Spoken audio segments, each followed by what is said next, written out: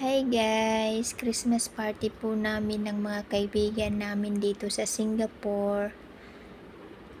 Ayan po, 23 po to ng December. At nagkakainan po kami. Ang saya-saya po namin, nagkaroon po kami ng time na magsalo-salo sa araw at sa gabing ito. Ayan po, ang saya-saya po nilang kumukuha ng mga pagkain, ng inumin, kanya-kanya po ng kuha o kanya-kanya po ng subo. Ito lang po yung kaligayahan namin dito kahit malayo kami sa aming pamilya.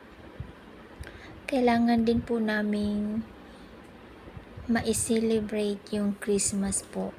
At thank you po doon sa kaibigan namin si Ate Joyan po, yung naghihiwa ng lechon. Siya po yung nag-invite sa amin na gamitin yung bahay nila sa likod para makapag-celebrate po kami ng Christmas. Kahit malayo po kami sa pamilya, at least ma-feel namin yung diwa ng Pasko sa simpleng paraan po. Kami po yung nagkaisa at nag-ambagan para sa handaang ito at nag-enjoy naman po kaming lahat. Ang saya pong kasama ng mga kaibigan mo na nagkakasundo-sundo kayo sa mga lukuhan, sa kainan. Yan po, saya-saya po namin nagkakainan. Kaligayahan po namin ang pagkain. Kaligayahan po namin na magsalo-salo. Kahit malayo man po kami sa aming mga pamilya, at least ma-feel namin ang diwa ng Pasko. Ayan po.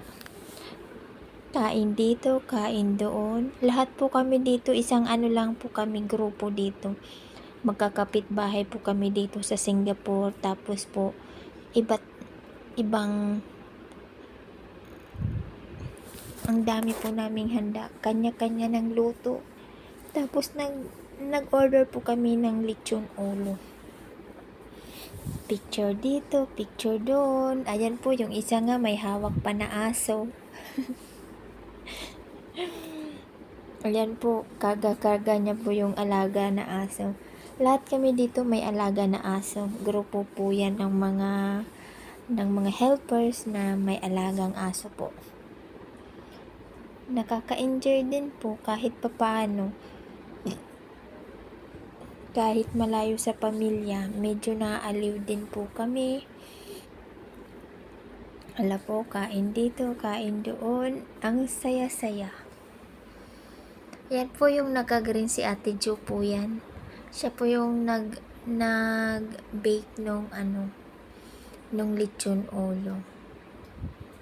Yung iba naman may dalang drink, gumawa ng cake, may gumawa po ng lumpiang Shanghai, mayroon pong hipon, mga drink, iba't ibang klase ng drink. Kanya-kanya po ng pwesto. Pagkakuha po ng pagkain, kanya-kanya po na kami ng pwesto.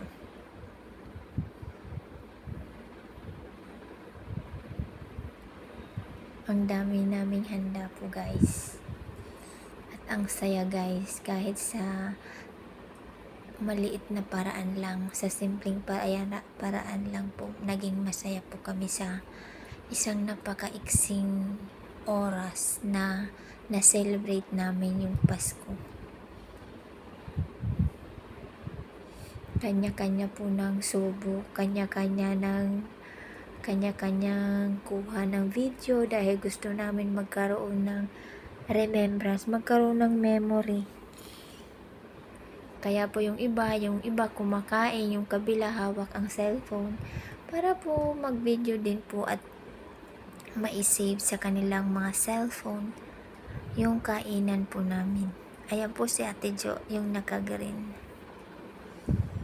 Wala po siyang amo, kaya nakapag-celebrate kami sa bahay nila.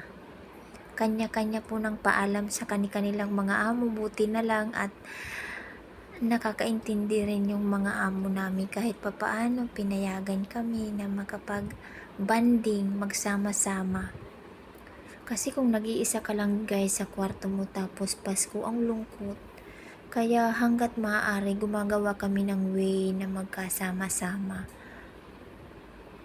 Ayan po si Ate Nora, busy po siya sa pag-vlog, kanya-kanya po ng vlog, kanya-kanya kuha ng video, picture dito, picture doon. Ganon po tayo guys. Kahit malayo sa pamilya, laban lang tayo guys. Gumawa po tayo ng simpleng paraan para mapaligaya.